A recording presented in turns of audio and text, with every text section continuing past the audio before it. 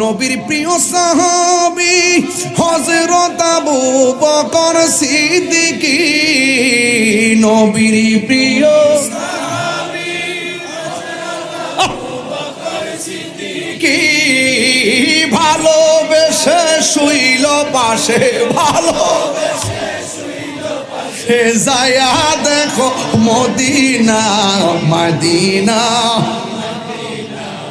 আসে গো মুমিনের ঠিকানা, বলুন মদিনা না, আসে গো মুমিনের ঠিকানা।